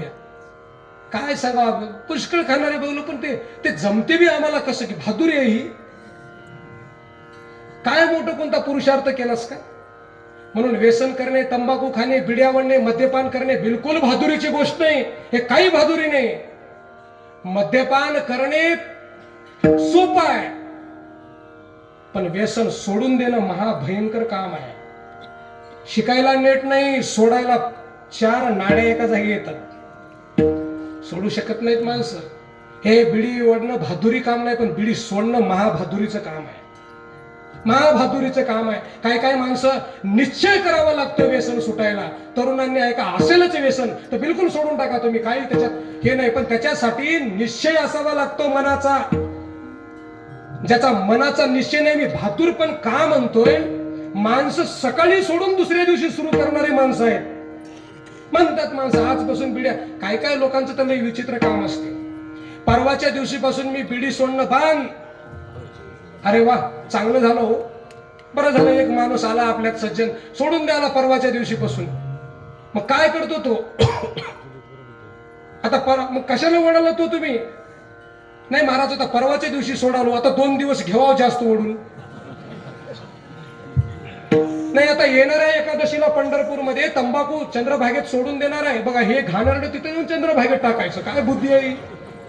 बरं, काही का असं चला जाऊ द्या, सोडायला कसं का ते पाण्यात जाईल काहीतरी, तेही सण करायला तयार आहेत पंढरीतले लोक. सोडतोच ना बाबा, चल टाक पाण्यात, टाक, आम्ही भरून काढू, टाक, तुझं काम तरी व्हायला ना. आता येणाऱ्या एकादशीला पंढरीला जाणार, चुन्याचं डबा आणि ते फेकून देणार मी. म्हणून आता एकादशी येईपर्यंत खा बका बका किती, मला खाऊ द्या का, एकादशीला सोडायचं आहे. या गादीवर सांगतो, तुझ्या आयुष्यात कधीच तू सोडू शकत नाही. तू बहादूर नाहीस. तुझ्या इतका डरपोक माणूसच दुसरा कोणी नाही. तू फुलकट आहेस, तुझ्यामध्ये धाडस नाही, तुझ्यामध्ये बहादूर पण नाही, तू कमजोर आहेस. अरे सोडायचं आहे ना त्या दिवशी, आता काय आणि तेव्हा काय. बहादूर माणसं टाइम प्रसंग बघून काम करत नाहीत. ज्या क्षणाला सुरुवात आहे तिथंच तयार असतात. म्हणून असेल कोणी बहादर याच्या मधला तर उद्यापासून फेकून द्या बघू ते. आता ते 2 शब्द मी परत सांगत नाही, फुलकट असेल, त्याच्या धाडच हिंमतच नसेल तर बाबा ते तुमचं तुम्ही बघून घ्या. पण पुन्हा डबर गोष्टी बोलत जाऊ नका कोणापाशी. खबरदार, उगे टाळक्याला चढून ते मला ते माहित आहे, तुला काहीच माहित नाही, तसं माणसंही त्याला घरात बसवा, तू हालचाल, तू बाहेर येऊ नको, चल. मग कोणी आलं तर सांगावं लागेल आमच्या गावातलं सगळ्यात हलक्या धाडसाचं भित्र असं म्हणून सांगावं लागेल त्याचा परिचय. का हे सोडू शकत नाही. असेल कोणामध्ये बहादूर, कोणामध्ये असेल असं धाडस, हिंमत, निश्चय असेल तर मी मुद्दामून या मंडपात आज उल्लेख करेल. सकाळचं परिच काय संपलं, आता आहे ते सुद्धा फेकून देतो बाहेर आणि निवांत घरी जातो. बघा तुमचं तुम्ही चेक करून तुम्ही किती बहादूर आहात की कसे आहात. हा बघा, आता घरी जाताना कळते. घरी जाऊन ज्यानं खाला की समजावा हा, आणि ज्याच्यात खुमखुम आहे ह्या मला जमत नाही असं उगा बायावर राग करतात की नाही माणसं, असं वाटलं नाही तुला, ते इथं दाखव बरोबर. दाखवू शकत नाही ते बायावरच का, ते ऐकून घेतात पाप. माणसं दिवसभरच इकडे तिकडे बायावरच करतात. तितकं ज्यांच्या राजावर डोक्यावर तुम्ही राग करताना तेवढा तुमच्या व्यसनावर राग करून सोडून द्या. या गादीवरून सांगतो, तुमचं जीवन बरं. जे व्यसन करतात, जे माणसं हे होतात ना, ते त्यांची काळजी नाही हो आम्हाला. आपल्याला त्या लोकांची काळजी नाही आता. तू गेलास ना वाया, तू वाया गेलास म्हणून काळजी नाही बाबा, पण काळजी तर त्याची लागली की तुझ्या येणाऱ्या घरातल्या पिढीनं काय शिकावं, ही सगळ्यात मोठी काळजी लागली आम्हाला. तुझं संपलं जाऊ दे, ते सोडून दे, पण येणारी 17 पिढी तुझ्याकडनं काय अनुकरण करावं, घरातले माणसं काय अनुकरण करावं.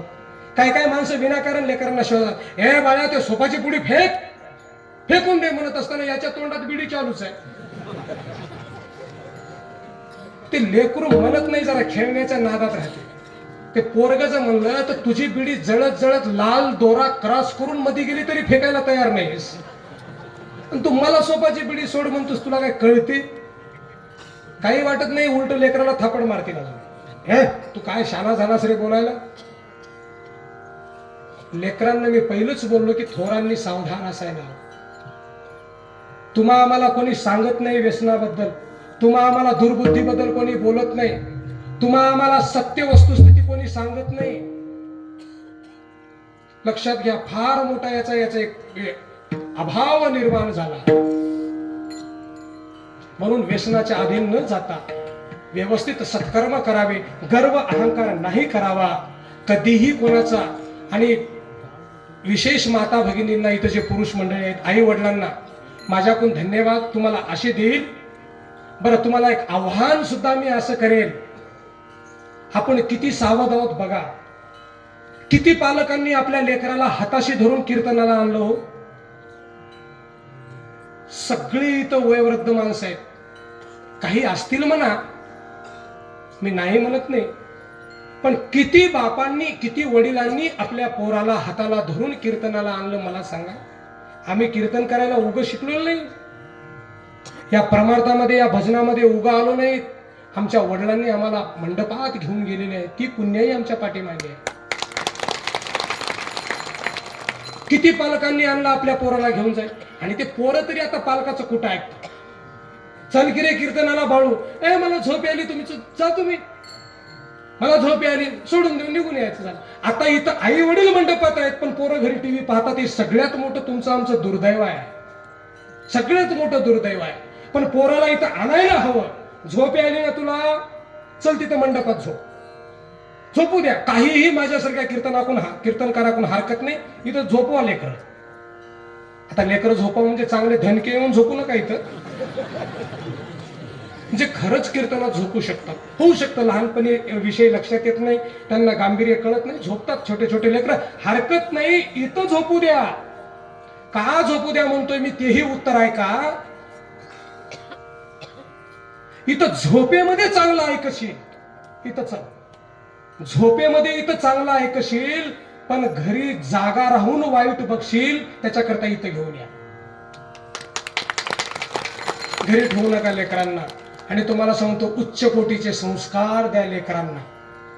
तुम्ही काय कमावलात, पोरासाठी किती काय काय घेऊन ठेवलात, काहीही महत्वाचं नाही. काडी मोल आहे, काडी मोल. तुम्ही लेकरांना किती उच्च कोटीचे संस्कार दिलात, तुमचे लेकर किती ज्ञानी गुणी बनले, तुमचे लेकर किती सद्गुणी बनले, याच्यावर आई वडिलांची किंमत ठरवल्या जाते. याच्यावर नसेल तर विनाकारण काय महाराज, तुम्हा आम्हाला भान सुद्धा नाही लेकरांना काय शिकवावं. काय काय पालक तर इतके विचित्र मला पाहायला मिळतात. लेकराचा ताप आपल्या डोक्याला नको, त्याच्यासोबत सकाळी उठायला नको, त्याचा अभ्यास घ्यायला नको, तू काय केलास काय नाही हे झंझटच आपल्या डोक्याला नको म्हणून 50,000च्या ऐवजी लाख रुपये फीस घेऊ द्यावं, टाकून द्या त्या हॉस्टेलमध्ये. बरं, सगळे सारखे आहेत असं म्हणायचं नाही, असेही काही विचित्र माणसं सापडतील. काय करणार आहात तुम्ही आता? म्हणून बापानं वडिलांना त्याचं वडिलत्व कधी सिद्ध होतं, जेव्हा लेकराला तुम्ही संस्कार द्या. अहो, समोर बसलं पाहिजे, सकाळच्या पारी त्याच्याकडून काहीतरी करून घेतलं पाहिजे, मुलाला शिकवलं पाहिजे. तू शाळेत चाललास ना, चल आजोबाचे पाया पड, आजीचे पाया पड, चाल. ज्या घरामध्ये नातवंड म्हातारीचे बाहेर जाताना पाया पडतात, त्या घरा एवढा स्वर्ग सुंदर या जगात दुसरा कोणताच नाही महाराज, कोणताच नाही. ज्या घरामधले लेकर मायबाप आजी आजोबाचे पाया पडतात, आईनं सांगायला हवं मुलाला, आजीबाई काय मागते तुला बघ. किती जरी शाळेच्या घाईच असेल तर आजीची हाक आली, तुला पाणी मागते, चल पाणी दे. तुम्ही देऊ शकता हो, पण त्यांच्या हाताने द्यायला हवं त्यांना, हे शिकवा. उद्या ती दुसऱ्यांच्या घरी जाऊन कोणाला तर पाणी देणार आहे ना, मग त्याच्याकरता तुमचं कर्तव्य नाही का? बापाने सांगायला पाहिजे पोराला, एक तू शांत बस, बाबा काय म्हणतात बघ. हे हे हे सगळे संस्काराची गरज आहे, खूप गरज आहे या काळाला. काहीच संस्कार दिला नाही तुम्ही, त्याच्या शिक्षणावर ध्यान नाही, त्याच्या अध्ययनावर ध्यान नाही. एखादं आली ना, त्याला म्हणायला हवं, चल एखादा अभंग काढून बघ, वाच बघू, जरा हरिपाठ घे. शिवरात्र आली, एखादं म्हणून बघ, काहीतरी म्हण. सावतामाळ्याची चोखोबाची जयंती आली, एखादा अभंग म्हण. ऊस डोंगा परी रसनो हे डोंगा, हे शाळेत तरी वाचला होता शब्द, म्हण. म्हणायला हवं. टेन्शनून आला, वेळ नाही कारण सांगण्यापेक्षा जरा काहीतरी पूजा कर, चल. आता त्यानं येण्याच्या आधीच आई म्हणते गडबडीनं, राहू दे, त्याला वेळच नाही, त्याला वेळ नाही, त्याला लिहू द्या, त्याला आलाय, त्याला झोपू द्या, जेवू दे, त्याला वेळ नाही. काही किल्लारीच्या भूकंपातून वाचून आलाय का? जेवण ना तासभराला काय बिघडलं? आणि तुम्ही तरी कुठं मरणार आहात थोडे 10 मिनिटं राहिले तर. म्हणून संस्कार द्या, उच्च कोटीचे संस्कार द्या. लेकरांना काय कमावणं महत्वाचं नाही, तुम्ही किती याच्यानं कळवलात महत्वाचं आहे. जर काहीच देत नसेल लेकराला, तर उद्या तुमच्या ढुंगणात अंगणामध्ये लाता घालणार तर गावातला एकही माणूस सोडवणार नाही. का? त्याला सर्वस्व जबाबदार तुम्हीच आहात. म्हणून लेकरांना संस्कार देणं अत्यंत महत्वाचं आहे. विठ्ठला विठ्ठला.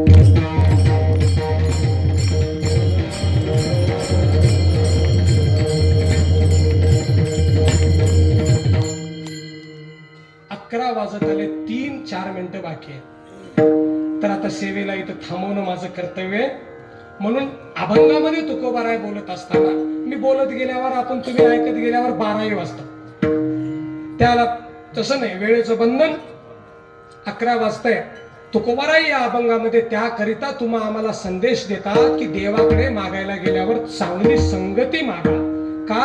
तर चांगल्या संगतीपासून तुमचं चांगलं होईल, तुमची पिढी चांगलं होईल, येणारा काळ तुम्हाला ओळखेल, तुमचा सन्मान करेल, आणि चंद्र सूर्य आहे तोपर्यंत तुमची कीर्ती शिल्लक राहील. म्हणून तुकोबाराय संगतीच्या बाबतीत बोलतात. संगतीच्या बाबतीमध्ये तुम्ही आम्ही सातत्यानं सावधान असावं. या गावामध्ये येण्याचा मला दुसऱ्यांदा योग येतोय.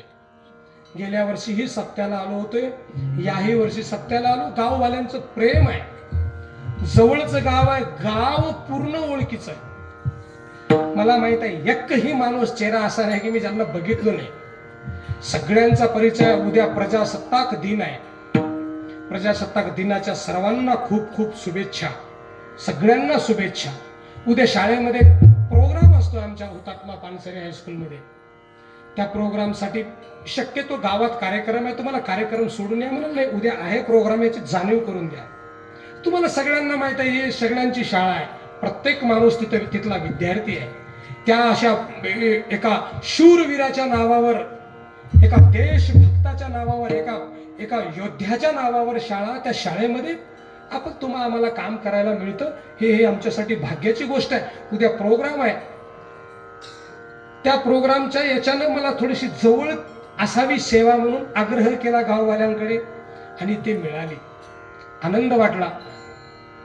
बरेचसे लोक, विशेष माता भगिनींची संख्या जास्त आहे, पुरुषही काही कमी नाहीत त्यांच्या पाठीमागे आता आहेतच. पण मी एक गोष्ट बोललो ती जरा गांभीर्यानं घ्या. आपल्या मुलांना मंडपात आणत चला. काल परवा एक पेपरला बातमी होती, एका मुलाला ज्ञानेश्वरी मुखगत होती, 14 वर्षाच्या काहीतरी, 14 वर्षाचा मुलगा, त्याला ज्ञानेश्वरी तोंडपाठ. बघा, तोंडपाठ 14 वर्षाच्या मुलाला ज्ञानेश्वरी तोंडपाठ कसं शक्य आहे हो? कसं शक्य आहे? खरंच 14 वर्ष जन्मल्यापासून त्याने कितीही प्रयत्न करू द्या एखादा माणूस, 14 वर्षामध्ये जन्मलेल्या 14 वर्षापासून म्हणतोय मी, शक्यच नाही पाठवणं. मग त्या मुलाला का झाली, का पाठांतर झालं? तितकं त्याचं लहानपण खेळण्याच्या त्याला कळण्यामध्ये, ते समज येण्यामध्येच 8-10 वर्ष जातात. शक्यच नाही त्या मुलाला एवढं डोक्यात राहिलं. पण त्याच्या का राहिलं? तर त्याचं सगळ्यात मोठं कारण आहे, त्यानं जेव्हा पोटामध्ये होताना आईच्या, जेव्हा त्याचा गर्भ आईच्या पोटात धारण झाला, तेव्हापासून कमीत कमी 100 ते 150 वेळा आई स्वतः ज्ञानेश्वरीचं पारायण केले. काय सांगावं? स्वतः ज्ञानेश्वरीचं पारायण पठंत केली आणि ते सगळेच गुण त्या बाळाच्या गर्भात गेले. आणि वडील भजन करे, घरात वातावरण चांगलं, सुज्ञ माणसं, विवेकी विचाराचे, सात्विक आहार खाणारे लोक. त्या मातेनं 100-150 वेळा ज्ञानेश्वरीचं पाठांतर केलं, पारायण केलं, म्हणून तिच्या पोटाला ते बाळ जन्मला आणि त्याला 14 वर्षात ज्ञानेश्वरी पाठ झाली. काय धन्य माता पिता तयांची. अहो, तुम्ही काय मुलांना संस्कार देता, गर्भावर सुद्धा काय संस्कार देता हे महत्वाचे आहे. शिवराय पोटामध्ये गर्भ असण्यापासूनच जिजाबाईने संकल्प केला होता की हे जुलमी सत्याला पलटी मारायचं आहे, हे सगळे हकलून द्यायचे, देशद्रोहाला देशाच्या बाहेर करायचं आहे. सातत्यानं संकल्पना जिजाऊ साहेबांची, म्हणून छत्रपती तसे जन्माला आले. आईचे सुद्धा विचार अत्यंत महत्वाचे. आता आपला गर्भधारण झाल्यावर तेलुगूचे गुंडीचे पिक्चर तुम्ही आम्ही बघत असाल तर पोरग पाकिट पिलरच निघणार आहे, दुसरं काय. धनाधन मारून घ्यालेले, ऑटो फुटालेले, टेम्पो फुटालेले जर पिक्चर बघत असताल तुम्ही, ठण ठण याचा काचबुड, त्याचा आवाज आहे, काय काय उपयोग आहे मला सांगा. आता हे बाप, हे घरातली माणसं क्रिकेट लावून ठेवाले, बाळ पोटात आहे, ते लाकडं मार, हे मारणं, दंडी उडणे, असं केलं की लाकूड घेऊन ठोकतेच पुन्हा पुढे ते जन्माला. कळलं पाहिजे आपल्याला की नेमकं काय चालवावं घरामध्ये, सध्या काय परिस्थिती आहे, आपण कुठल्या याच्यात आहोत. म्हणून माता भगिनींना आवर्जून सांगेल, अशा अवस्थेमध्ये देवदेव करा, भगवंताचं गुणगान गा, छत्रपती सारख्यांचं, महाराणा प्रतापांसारख्याचं, पृथ्वीराज चव्हाणासारख्यांचं, झाशीच्या राणी सारख्यांचं, महात्मा बसवेश्वरांचे, असे अनेक महापुरुषाचे, डॉक्टर बाबासाहेब आंबेडकरांसारखं, अण्णाभाऊ साठेंसारख्याचं चरित्र त्यांना कळू द्या. जनाबाई, जिजाबाई, मीराबाई, सोयराबाई यांचे सिरियल बघा, ही मालिका बघा. मालिका तरी कोणती बघावी हे तुमच्या आमच्या लक्षात पाहिजे. हे काळाची गरज आहे. तुमचा आमचा धर्म संपविण्याकरिता इतर दुसरे कोणीही कारणीभूत नाहीत. दुर्दैवानं हिंदू धर्म संपवायला हिंदूच जास्त कारणीभूत आहे, ही वस्तुस्थिती आहे. म्हणून जरा नीट विचार करा, कोणालाही दोष देऊ नका. सगळे पाप तुम्हाला, कोणा सगळ्यांचाच नमस्कार आहे तुम्हाला, फक्त तुम्ही कारणीभूत आहात. म्हणून स्वतःला संस्कार मुलं बनवण्याकरिता स्वतः संस्कारित व्हा. म्हणूनच बोलून गेलो की पोरांपेक्षा थोरांनी सावधान असावं. म्हणून महाराज, आता विषय नाही, दुसऱ्यांदा येण्याचा योग आला, मोठा आनंद वाटला. तुमच्या सर्व गावकऱ्यांच्या तर्फे फोन करत होते. आमचा अनिल काटलवार अनिल असेल, तो विद्यार्थीचा आमच्या क्लासला येतो. परत विलास पाटलांनी ते सारखं तुमच्या मार्फत त्यांचा फोन येत होता, तारीख आहे असं. आनंद वाटला, बाबा परत एकदा बाळापूरला जायला मिळतंय आपल्याला, चला लोकांशी संवाद करायला मिळतोय. आदरणीय महाराज बी या ठिकाणी आहेत.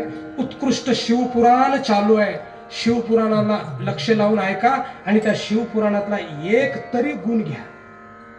जर तुम्ही एकही गुण घेत नसताल ना त्या शिवपुराण मधला, ते लक्षात घ्या, मग मी ते वाक्य तुम्हाला सांगेल की कानं तुमचे हरवून गेलेत कुठेतरी. ज्यांचे ज्यांचे कानं हरवले त्यांनी आता या सप्त्यामध्ये एवढ्या 7 दिवसात नवीन ठोकून घ्या, हसून घ्या कानं.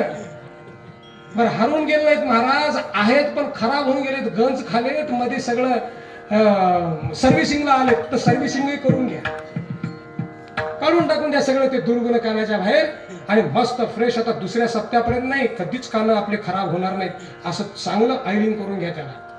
हे ती संधी आहे. हे सगळ्यात मोठं मेकॅनिकचं दुकान आहे कानं दुरुस्त करण्याच्या बाबतीत. म्हणून सगळ्यांनी, टाळकरी आहेत, महाराज आहेत, आमचे सुरेकर आहेत, गंगाधरराव, सातत्यानं ते आमच्या क्लासवर सारखं संपर्क असतो. आमचे पंडित पाटील आहेत तेही, परत आमचे बोळशाचे पाटील, सगळे साईनाथ महाराज आहेत, पाठीमागे सगळे टाळकरी विठ्ठल पाटील आहेत, आमचे गागलेगावकर मामा, सर्वांचे भजनकरी गावातलेच आहेत, सातत्यानं आमच्या तेही संपर्कात राहतात. भरपूर माणसं आहेत, कोणाचं काय हे कीर्तनच होत नाही माझं, तेच सांगत बसत नाही. म्हणून आनंद वाटला, खूप सुंदर. तुमच्या गावामध्ये परमार्थाला वाव दाद देणारे लोक आहेत, हे विशेष आहे. नाही तर असे तुमच्यापेक्षा दुप्पट मोठे गाव आहेत, कोण येत नाही मंडपामध्ये, वाटल तेवढे पैसे देऊन टाकायचे आणि घरी बसून राहायचे. याचा अर्थ काय होतो? तुम्ही स्वतःला भगवंतापेक्षा मोठं मानायला निघाला, याचा अर्थ असा होतो. तुम्हाला देवाची पर्वा नाही, असा अर्थ होतो याचा. म्हणून मृदंगवादक मारुती पाटील आहेत, त्यांचे धन्यवाद. YouTube साठी आमचे सुरेश पाटील, आपल्या भागातलं हे प्रसिद्ध झालेलं YouTubeचं एक चॅनल त्यांच्याकडनं, सबस्क्राईब करा, त्यांना लाईक करा. आपल्या भागातला माणूस प्रत्येक अपडेट कुठलेही कार्यक्रम आपल्यापर्यंत पोहोचवतो ना, त्यांच्यासाठी ते चॅनलला थोडंसं सगळ्यांनी ते लिंक घ्या, असू द्या. आपल्याला कुठल्याही भागातलं काही श्रवण करायला, ऐकायला मिळतं. म्हणून सर्वांच्या चरणावर परत एकदा दंडवत ठेवतो. या गावात खूप सोयरे आहेत, खूप जवळचे नातेवाईक मंडळी आहेत, सोयऱ्यापेक्षाही प्रेम करणारे दुसरे लोक आहेत. सगळेच लोकांना समाधान, सगळ्यांना या गादीहून आशीर्वाद. हे कोणालाही दुःखाला सामोरं जावं लागू नये. इतकाले मोठे कार्यक्रम तुम्ही करताना तर तुम्हाला भगवंताने खूप तुम्हाला द्यावं, खूप काही तुम्हाला द्यावं, अनेक तुम्हाला पिकावं चांगलं चांगलं, आणि धन संपत्ती व्हावी. त्या धन संपत्ती प्राप्त केले त्यातला काही अंश सप्त्याला तुम्ही द्यावा, आणि असेच कार्यक्रम चालत राहावे. इतकं महाराज सर्वांना आशीर्वाद. म्हणून भगवंताने करून घेतलेली सेवा याच ठिकाणी सेवा समाप्ती संपन्न करतो. सगळ्यांनी एकदा, आता मागचं वाक्य लक्षात असेल नसेल, जाग करा, टाळ्या वाजवायचं विसरू नका. एकदा सगळ्यांनी भजन करा. विठोबा